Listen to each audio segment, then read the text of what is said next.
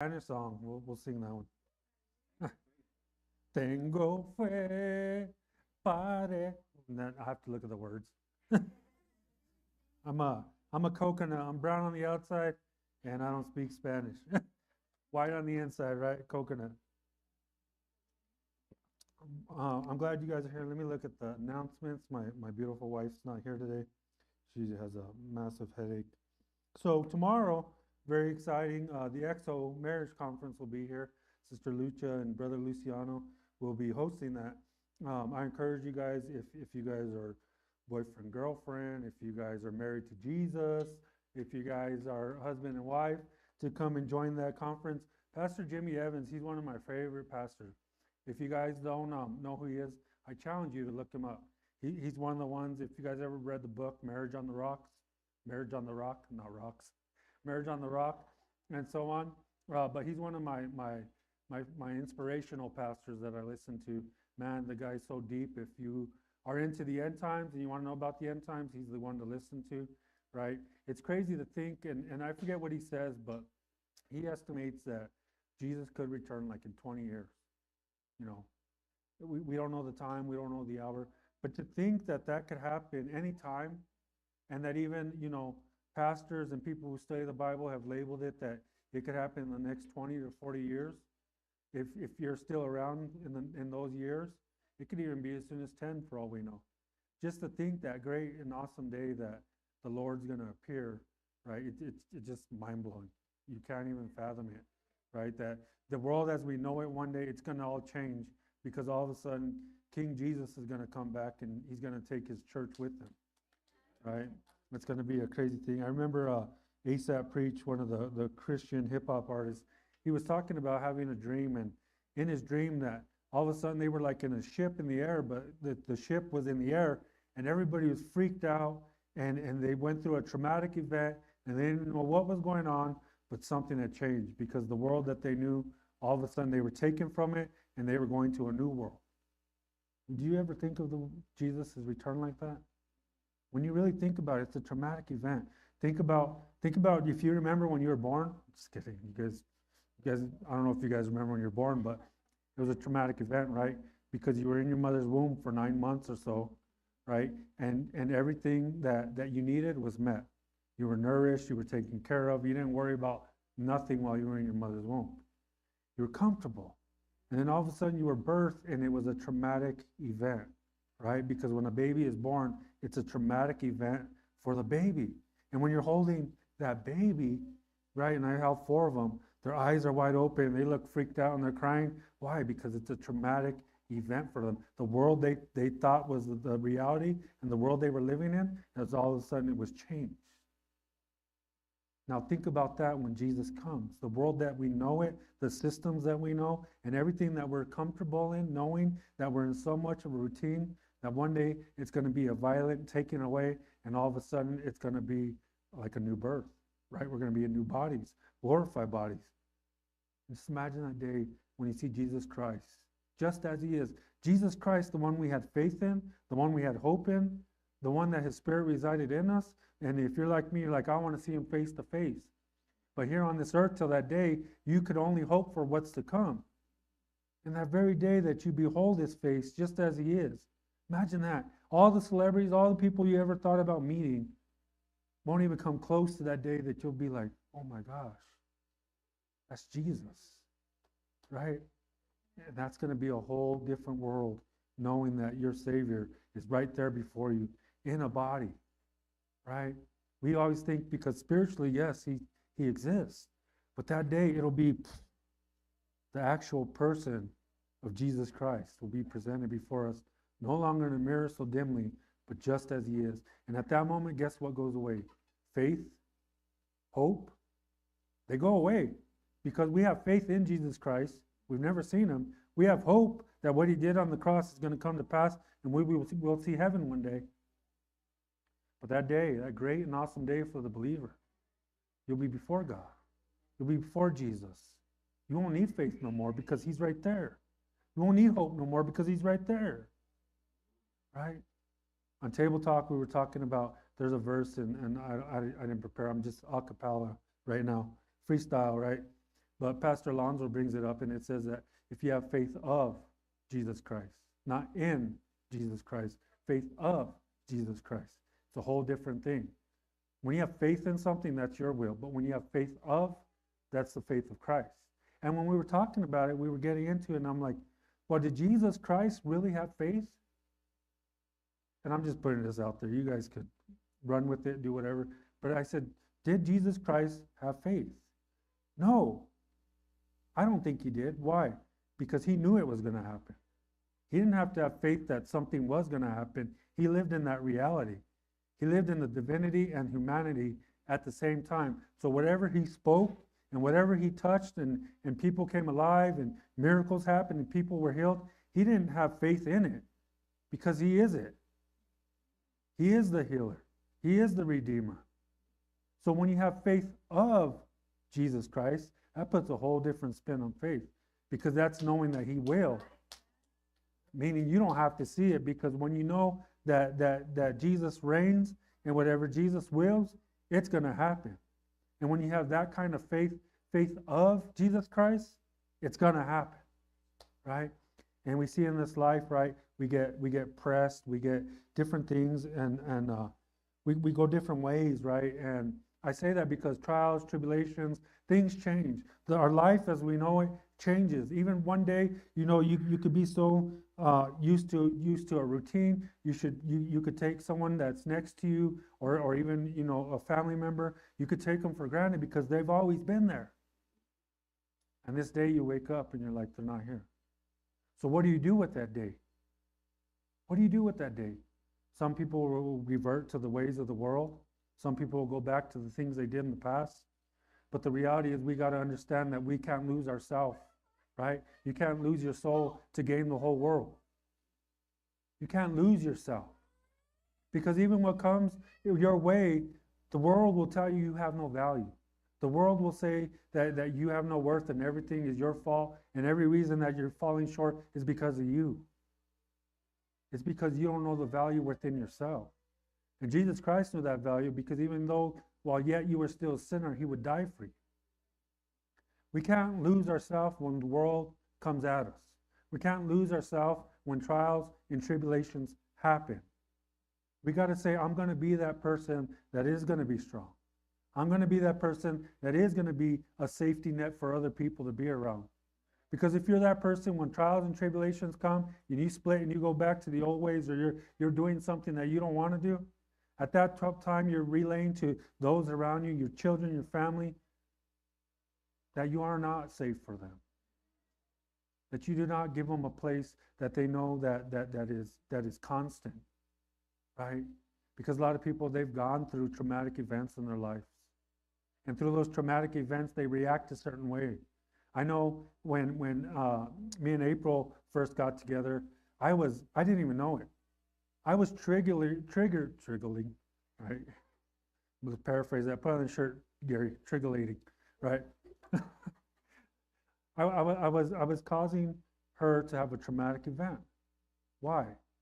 And this is, I'm going to go marriage conference on you guys for a minute, right? I'm going to ditch my sermon I put, because I don't feel led to do it right now. And I have the liberty to do so in Jesus Christ, right? So, when I was first with April, right, we had it rough. I wasn't the best person to be around, right? I was this guy that was of the world, and me and April, we were fighting. I don't even know how we made it out our first year of marriage, or let alone our first year together. We were fighting, and you know what I would do when I'd fight? Because I knew I would get violent when I fought. I was taught that when you get fought, you break stuff and you cause people to be fearful. That's what you did. I didn't want this for April. So what did I do? When I felt like that, I would get in my truck and I'd take a ride and leave for a while. I thought, this is the solution. I'm not breaking stuff. I'm not hurting no one. This works. And then when I really started talking to April, I was causing trauma in her life. Well, how did you do that, Pastor Ness? Well, when I talked to her, it would upset her so much that I would leave, even though I thought I was doing the right thing by leaving. So I wouldn't do the things that I do that was caused to me by traumatic events in my life and that were ingrained in my mind. This is how you act when you're upset, right? Everybody's got to be fearful of you. You got to take control of the situation. I said, you know what? I'm going to go for a ride. I'm going to try this. But little did I know when me and April talked, and this is called fighting fair, right? Fighting fair within a relationship, fighting fair within friendships, right? Friends get mad all the time. Friends hang out with each other so much that after a while they can't stand each other and they get in a fight, and then later on they're hanging out again, right? Friends will diss on each other. Friends will get under each other's skin. Friends will say certain things that only they know about their friend and get right under them, and it causes strife. So what was happening was I was causing trauma to April because, she was used to being abandoned. Then she was a child. And then her husband, she had a husband before me, if you guys don't know that. Her husband abandoned her for drugs. And so when I was leaving, I was triggering abandonment. And I was really messing her up. I didn't know it. I thought I was doing the right thing. But when, as in a relationship, you sit down and you talk. And she told me that. I thought I was doing good. In reality, I was causing trauma to be happening and reoccurring that she was abandoned. Would I come back when I left? Those are the scenes that I flashed before her eyes. Was I coming back? So after we had talked, I told her, you know what I'm going to do is I'm going to get my keys, just so you know, and I'm going to put my keys on the table. And I'm going to go out and I'm going to take a walk. And to her, that was my symbol that I'm not leaving. I just need time to myself. And so that happens in relationships sometimes, is we don't fight fair. A lot of times, within a relationship, they know our most vulnerable things. They know our deepest secrets. They know the things that hurt us. But yet, when we're upset, guess what a lot of relationships and friendships do? They use that very thing that they confided in you in, and they use it to hurt you. So within a relationship, we got to understand that when people or even, a husband and wife is pouring out and telling us those very deep things, those very things that no one else knows but you, that you got to become a safety net. What does that mean? That whatever they tell you, you're not going to use that later to go back against them. People get so hurt so many times because, while you're in love and you're in the moment, you're just vulnerable and you're giving them everything and telling them everything about you. But then when you're upset, if you don't fight fair, ugliness will come out. And that's when things come out that hurt people to the very core. Things that people will never forget because they said it. Well, I didn't mean it. No, you said it. It's in here. You hurt my heart. And we got to watch out for things like that. We got to understand that within a relationship that we're a safety net. Within the church, we're that safety net. Because it's quick for a church to tell people you shouldn't do this and you shouldn't do that. Get out of here and get your life right. Well, ain't that why they came to the church in the first place, was to get their life right? Because I've heard it in the world, people will say, when I get my life right, then I'll go to church. They're never going to get it right. Because when we keep doing it on our own, we're always going to get the same result. And that's also the same thing in a relationship. We keep doing the same things over and over, we're going to get the same results. How do you get different results? Do something different. But the thing is, a lot of times we do the same thing over and over, expecting things to change, right? And it all comes down to a mindset, right? What's your mindset on? Even though I get mad, you know what? I love this person next to me. I love this brother or sister, whatever may come. Even if I'm upset, I'm not going to use nothing to hurt them. I'm going to be a sounding board, right? God's a sounding board for us. He says, cast your cares and worries upon me, for I care for you. There's been times in my life where I've been so hurt. And I'm like, why, God? Why could you even allow this to happen? I've been serving you, God. Why did you let this happen in my life?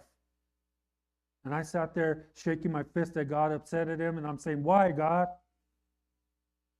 But I know enough and I'm sensible enough that even when I'm upset, right? Maybe some of you guys have shared some choice words with God. And you're like, oh, I blasphemed the Lord. It doesn't matter to the Lord. The Lord could take it. I'm talking about God, right? A lot of times we think that God can't take some of these things, but he's saying, come on, I'm a sounding board. Cast your cares upon me. Get upset at me, right? Because a lot of times we're upset at a person and God's like, take it out on me. Cast your cares on me. And I've done that. And at the end of the day, I'm like, you know what, God?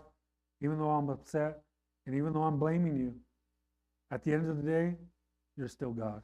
And I'm still going to serve you. I don't understand everything right now, but Lord, I'm going to lean on you. I'm going to lean on your ways. I'm going to lean on your understanding. Because my ways, I don't understand. It's foolishness, the way I go. I don't know why this happened, Lord, but I'm going to trust in you that you have something else. And I've even seen that in my own life, right? Doors will close and I'll be so upset. Why did you close this door, God? Why did you end this relationship, right? And if I'm real with you, I had girlfriends before April. And you put all your eggs in the basket of that relationship and you want that relationship to work. And you even pray to God for it. And then at the end of it, you know, when that door is finally shut and you look and you're like, now what? I gave everything to that person. And then God will open up the door. I'll give you an April in your life. I always say April because she's a blessing. But before her, I didn't know that, right? I was at the moment of what was going on right now and what I wanted at that point. But later on, God had something else for me, right?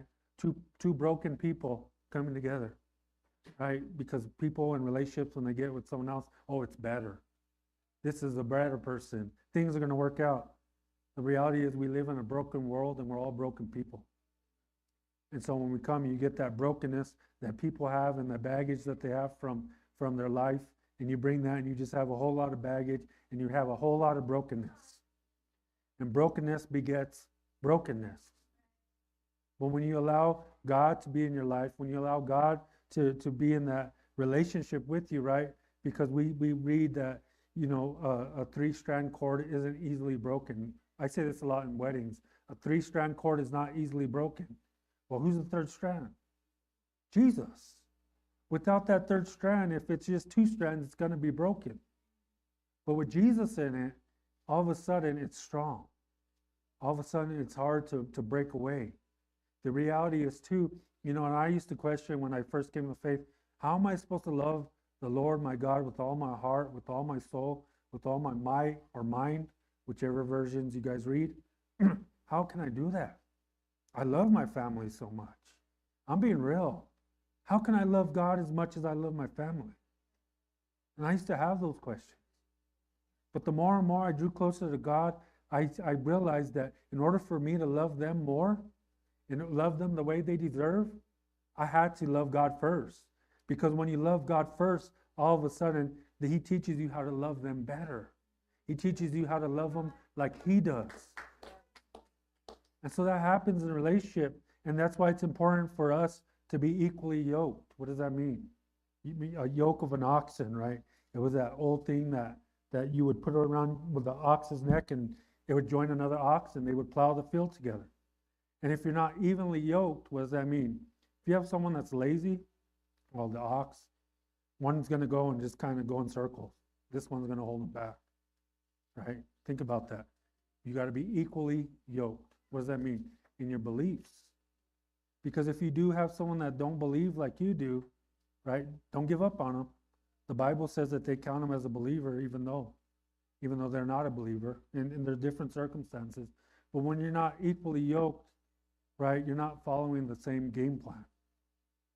And so what I mean by that, and so as a husband and wife, they make God their priority in their life, right? It's like a triangle. And this is Pastor Ken. Pastor Ken's in there. He taught me this, right? And you have a husband and wife here, and you have God up here. And the closer both draw to God, the closer they draw to each other. And when you don't draw to God, you just stay so far apart. It's God that's the one that unites us, right? It's God that brings us closer together. It's God that teaches us His ways that are higher than our ways. It's God that allows us to forgive the unforgivable. It's God that allows us to forget the unforgettable. What did Jesus tell us? He says, I'll remember your sins no more. But in a relationship, if we're to be Christ-like, why do we keep bringing up stuff over and over and over? If we're to be Christ-like, we're to forgive And we're to let those things be forgotten. And we start every day new because God's mercies are renewed every day towards us. What does that mean? That what we deserve, He withholds it. That's what mercy is. What we deserve, He withholds it. Why? Because He loves us. There's times, you may be in an argument and you're like, I'm going to say this. But the Spirit's telling you, zip it. You're like, okay. And then you'll say it anyway. And then what does that get you? Nothing. It just hurts that person because in your heart you meant to hurt them. So a lot of times it's better just to be quiet. Well, Pastor, that's easier than said and done. I know it. I know it. Right? But it comes with the mind of Christ. What comes out of my mouth is going to determine what happens next. Right? It's like a little kid, right? I'll use that cup for example because I don't want to curse no one. Right? If this cup was raised around someone that was abusive, you're stupid, you're worthless, you won't ever amount to nothing. And all of a sudden that cup, because of my words, starts to believe it. Oh, I'm stupid. Oh, I'm not doing good in school. I might as well drop out. Everybody else says I'm stupid. We have power with our words. So now you go to this cup and you say, man, you're brilliant. You're white. You're bright, right? And I said white because the cup's white.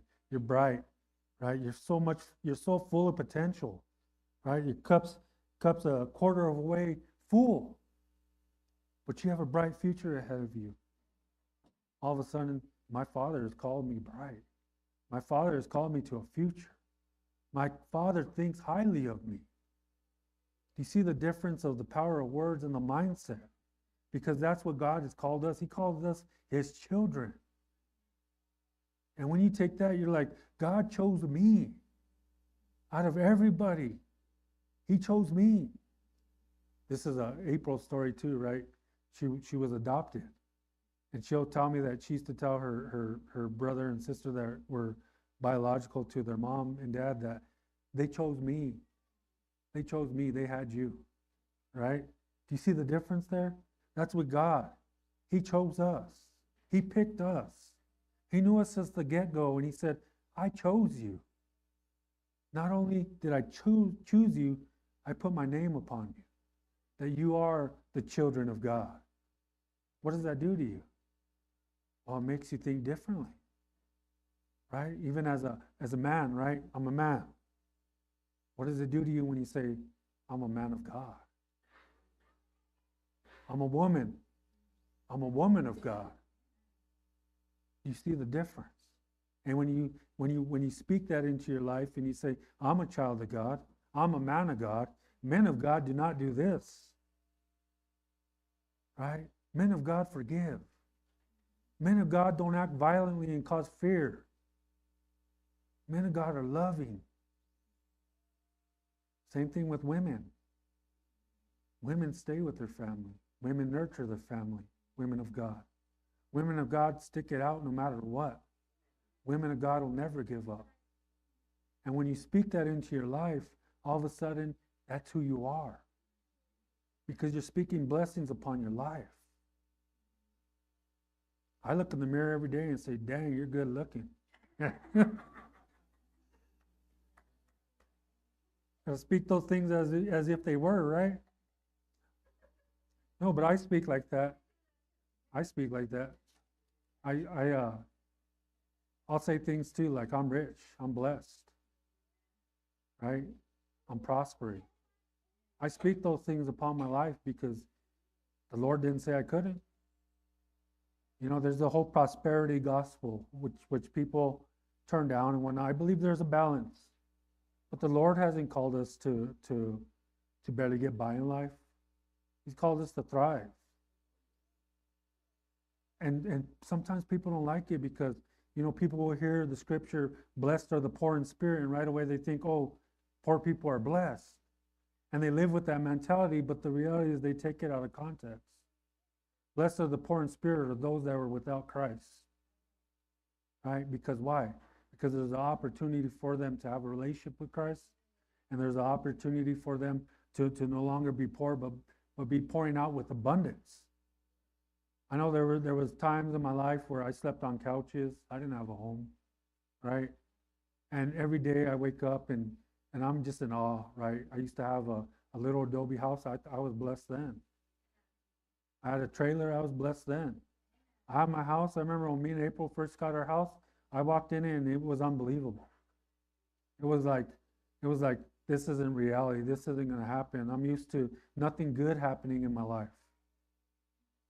I'm just saying that generically. There's been plenty of good in my life, but that's how you think. It's going to fall through. It's not going to happen. But God came through, right? And I remember looking at our house and I'm like, oh my gosh, we don't even have furniture. Our house is going to be empty. Now, if you go to my house now, it's ridiculous. Can't even walk through my garage. It's so bad, right? Why? Because the Lord continues to bless us. And I'm not just saying materialistically, but spiritually as well. Our relationship is closer than ever, right? I'm blessed. I could truly say my cup overfloweth. What does that mean? As our house, I used to grow up because my grandparents were pretty wealthy. They at one time they paid for our rent for my mom and my sisters.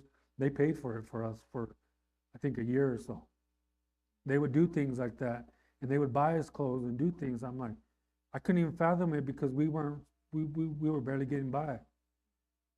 But to think that through perseverance, through hard work, I'm gonna say hard work.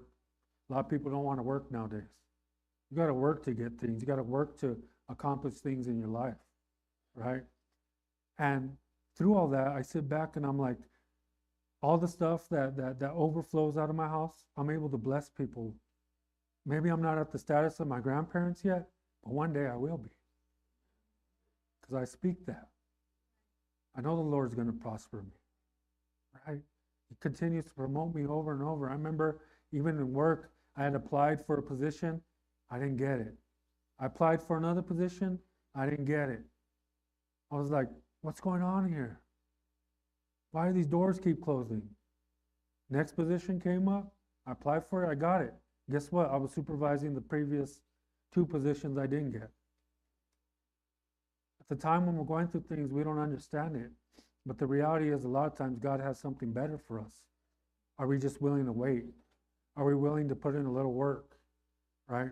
Brother Luciano's not here yet, but even in a relationship, he'll say, you know, before you throw in the towel, put a little sweat in it first, right? A lot of us are so quick to just give up. Put a little sweat in it before you even think about quitting. I remember my relationship with April again, right? Our first year of marriage, we were going to get divorced. I already had it in my mind we were going to get divorced. She had it in her mind we were going to get divorced. We were going to get divorced. That was it, right? And I remember, and I've told you guys, the Lord talks to me through spiritual dreams. I remember we were done. We were finished. And I had a dream that in my dream, I was holding April. And Jesus was holding me. And at that moment, I knew it wasn't over. At that moment, I knew Jesus had us.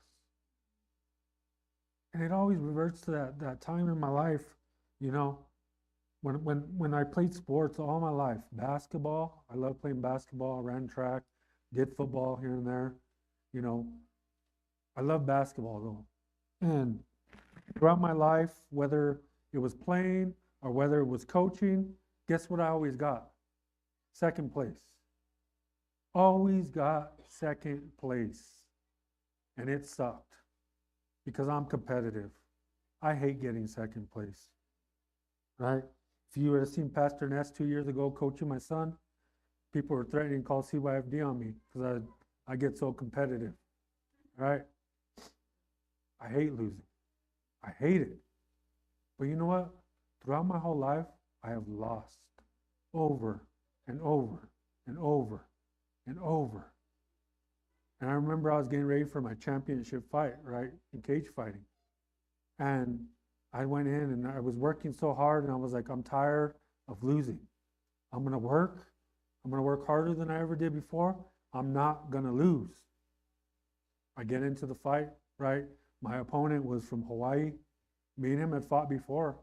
He beat me before, right? And we're fighting. First round's going on. All of a sudden, he has me in a chokehold. All of a sudden, my lights are going out. Literally, I saw black and I saw stars. I'm about to go out. And all that flashed in my head, you're second place again. You're the first loser again.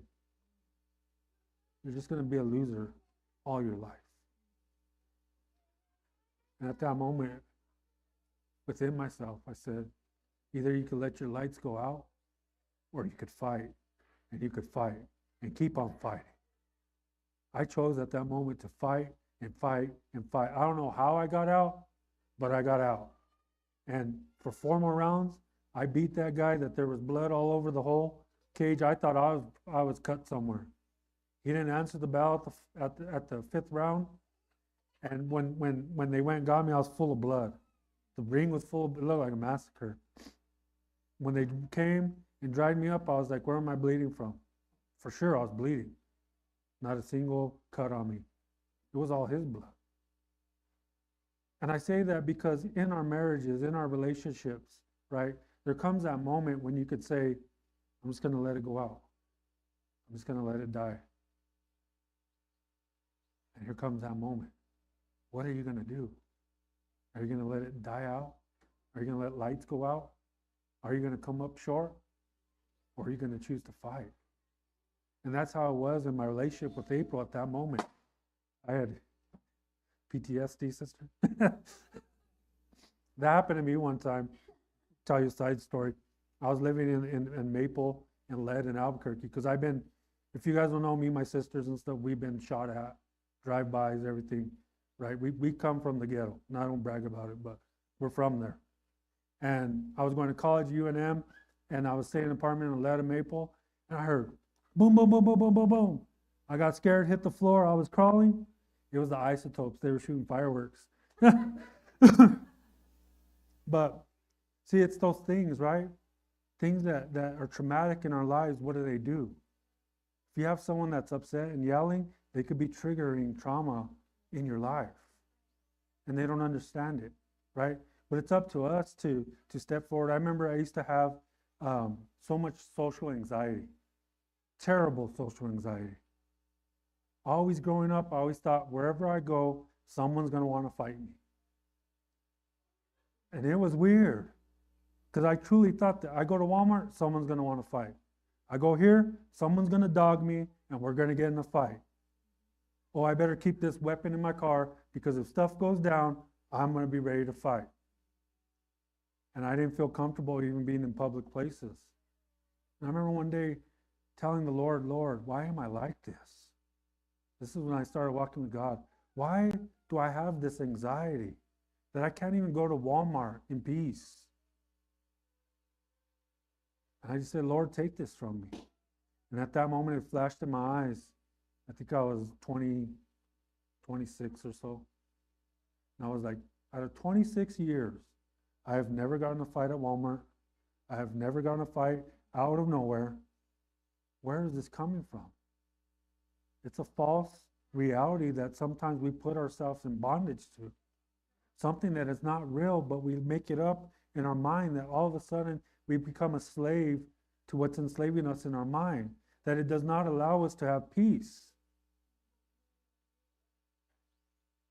You just got to ask the Lord to do that in your life. If you're suffering from anxiety or anything, ask the Lord to take it. I've asked the Lord many times. Ask him again. Keep knocking. Keep knocking. Keep asking.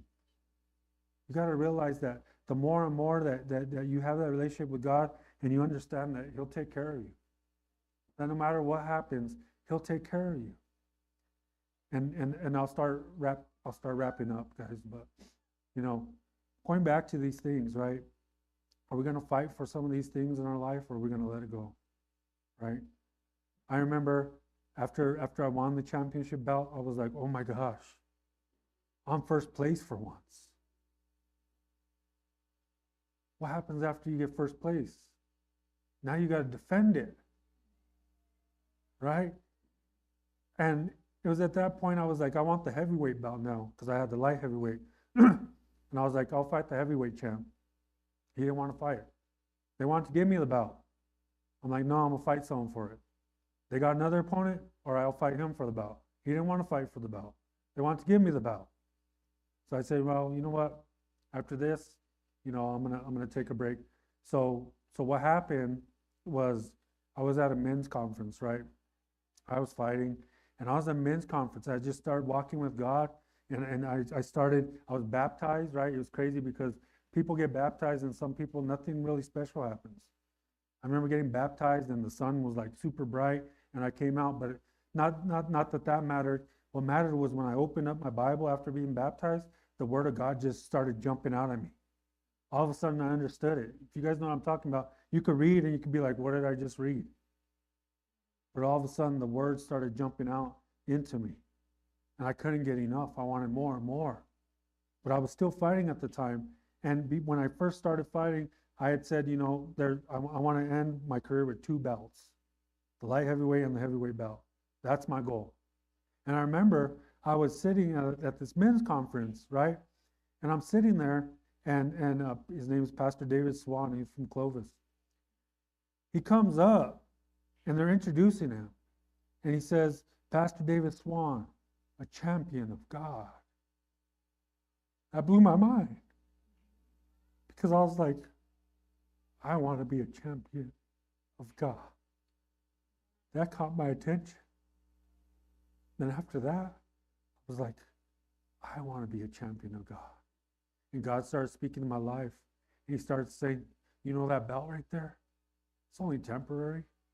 Around the world, there's thousands of other champions. You get the next belt, there's still thousands. And then you become the greatest in the world at the time. Are you the greatest of all time? Then starts this unending cycle. But a champion of God is forever. It's forever. I had made my mind up, right? Because I was cutting weight, I was doing things, I was trying to defend my belt. Opponents were backing out. They didn't want to fight. So I'd put it up for a while, and after a while, I got a wild hair. I was like, I'll fight the heavyweight champ. They have one now. I told the promoter, hey, I'll fight your heavyweight champ. He said, all right, let's call him. Call him on the phone. His name was Dominic from Gallup. And he's like, Ness wants to fight you for your belt. He could have my belt.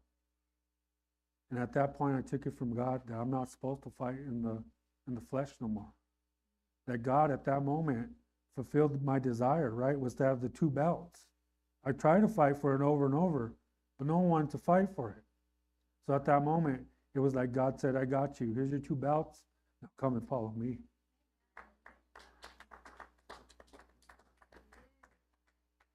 So that really touched my heart. And maybe some of you guys are out here, women, men, want to be a champion for God. That's forever.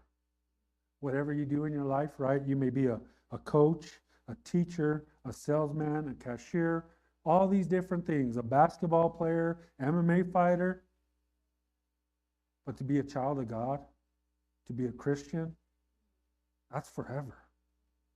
You pass from this life, guess what you are? A Christian, a child of God. Christian means the anointed ones. We're anointed by the anointed one. We'll be a Christian forever. So where are we laying our future? Where are we putting our future? Is it in a career? Is it in a title that's only going to last for a little bit? Are we investing in who we are called to be as children of God, champions of God? Because guess what? That's forever. Talk about leaving a legacy. You'll leave something for your children to look up to. And they'll be like, when things got hard, Dad, Mom, Grandma, Grandpa, this is what they did. They answered with a gentle, soft answer. They didn't let the situation around them dictate how they were going to react. Right? Another one that you guys, I don't know if you guys ever heard, is you could either be a thermometer or a thermostat. When things get hot, when things get crazy, are you going to react with it like a thermometer? You're going to react and move up with the room. Or you're going to be a thermostat and say, even though life's hectic, even though it's crazy right now, I'm going to set the tone. This is where it's going to be, right? That's one of those things when we leave a legacy for our children, we show them how a godly man or a godly woman react, how they do things in this world. From everything from driving, right? What are we doing when we're flipping people off? We're showing our children, right, to lose control of ourselves for that moment. And it's okay to lose control. But the reality is we got to teach them, you stay cool, you stay grounded. Your anchor is Christ all the time, right? Whether you're in the car or at the grocery store. We got to remember that it's our relationship with God, and it's us in our eternity as Christians, that we're a Christian behind closed doors and we're a Christian out, because that's who we are, right? Gary, if you'll go and play that last song, Praise and Worship. You guys will join us for one last song.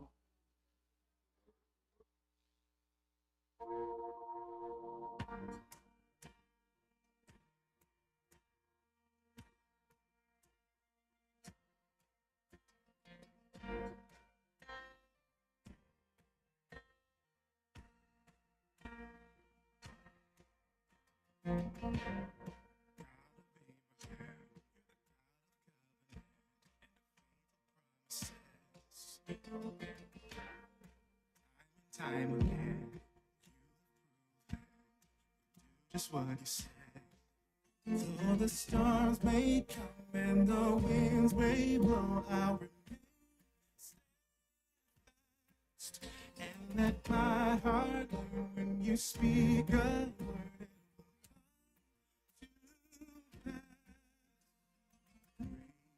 It's your faithfulness to me. Great is your faithfulness.